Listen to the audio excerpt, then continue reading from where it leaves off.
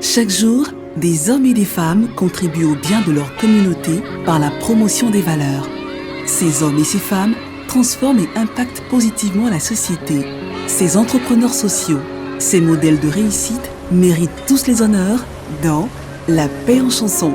La Paix en chanson, conception-présentation, Ghislain Coulibaly. Quelle est aujourd'hui votre lecture de l'éducation? Vous qui êtes aujourd'hui directeur du Bureau international d'éducation à Genève, au siège de l'UNESCO. Quelle est aujourd'hui votre lecture de l'éducation? En lien avec les aspects culturels. Ouais. Je suis aujourd'hui, et j'y travaille avec mon équipe, de ceux qui regrettent l'absence des cultures africaines à l'école.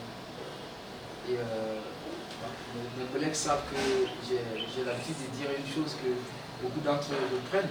J'ai l'habitude de dire que l'école est le cimetière des cultures africaines. Et ce n'est pas normal.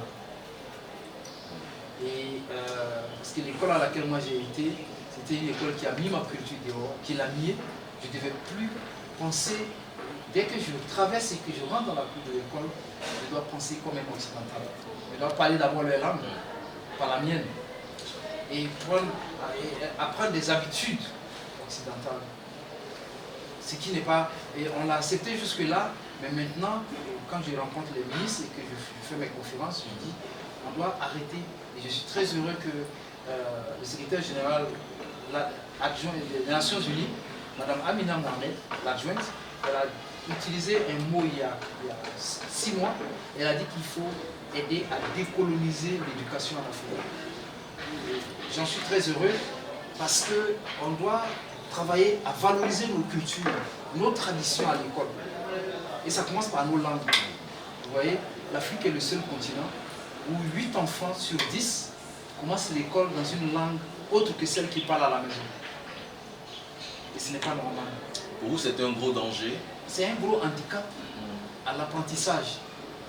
Parce que, vous savez, un enfant, vous savez, les enfants, nos enfants qui sont à Abidjan, nos enfants qui sont en ville, ils n'ont pas de problème. Ils parlent français à la maison. Le jour de la rentrée, le 1er octobre, le maître vient et parle en français. Quand ils ont 8 ans au CP1, il n'y a pas de problème. Il n'y a pas eu de...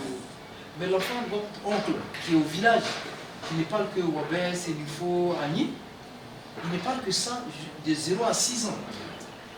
Et le 1er octobre, il va à l'école, il se retrouve devant quelqu'un qui lui parle dans une autre langue que celle qu'il parle. Vous voyez, déjà, il y a une question d'injustice et d'inéquité. Parce que cet enfant-là de ce village-là, il n'a pas les mêmes chances que l'enfant qui est né à Abidjan. Déjà, on ne donne pas les mêmes chances à tous les enfants. Parce que celui qui est né au village, il va écouter le maître, essayer de comprendre ce qu'il veut dire, décrypter et essayer d'analyser, avant de pouvoir apprendre à parler. Alors que celui qui est à Abidjan, dès que le maître parle, il a tout compris et il peut répondre. Donc vous voyez la torture psychologique de cet enfant qui n'est pas au village. Et on sait aussi que la langue, c'est le meilleur vecteur de toute culture. Quand tu mets la langue à côté, tu as mis la culture à côté. Et donc, nous travaillons aujourd'hui. Et vous vous battez justement pour revaloriser les langues à l'école. Nous avons fait le plaidoyer très fortement pendant les EGENA, les États généraux de l'éducation. Je suis venu d'ailleurs le 7. Les résultats doivent être remis au président de la République. C'est pour cela que je suis là le 7 septembre. Et l'UNESCO a été très actif dans le processus. Notre organisation a été très active en promouvant, entre autres, l'utilisation des langues ivoiriennes à l'école. Comment faire en sorte que l'enfant sénifo commence, en tout cas dans le CP1, CP2, l'école en sénifo. Vous savez, je prends simplement les mathématiques. Quand à la maison, tout enfant de 0 à 6 ans, il peut compter dans sa langue jusqu'à 100. Mais il vient à l'école au CP1, si on commence l'école en français, on dit d'apprendre à compter 1 jusqu'à 10. Alors que lui, il connaît déjà 100. Donc tu le retardes dans les mathématiques, dans ses connaissances. Alors que si tu commences l'école dans sa langue, tu vas accélérer. Et en plus, le rêve qu'on fait, on fait comme si on va à l'école pour apprendre une langue. On ne va pas à l'école pour apprendre ni le français ni l'anglais. On va à l'école pour acquérir des compétences des savoirs et des savoir-faire. Et ça, il n'y a pas mieux que sa langue qu'on parle pour construire ces connaissances-là.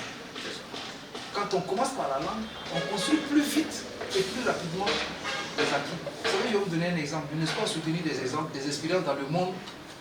Au Burkina Faso, on fait une expérience. Les enfants commencent dans l'école à mourir pendant les 2 premières années. Après, on met le français. Ces enfants, après 5 ans du primaire, ils ont passé le concours de CP. 100% admis après 5 ans. Alors que le primaire, c'est 6 ans. Donc, ils ont fait 5 ans parce qu'ils ont commencé dans leur langue. Ils ont une avance et ça va plus vite. Et ils ont économisé une année. Et les parents sont très fiers parce qu'on invite les parents à venir faire des contes à l'école, dans leur langue.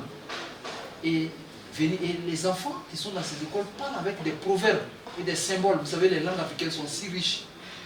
Et jusqu'à quand est-ce qu'on verra cela dans nos programmes scolaires? D'abord, il faut qu'il y ait la volonté politique.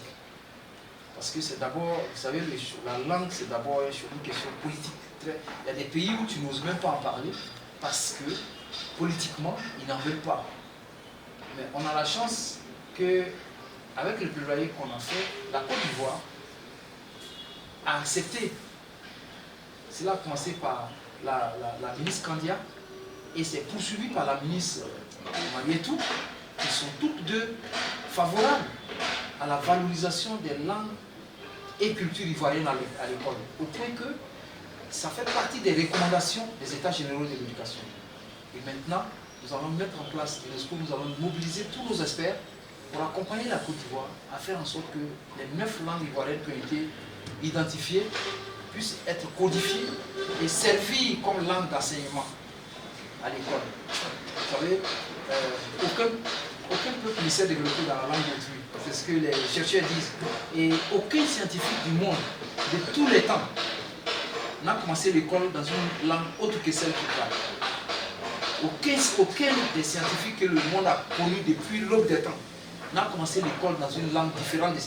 Donc, on retarde beaucoup les Africains et on tue beaucoup de génies parce qu'on a le handicap langue.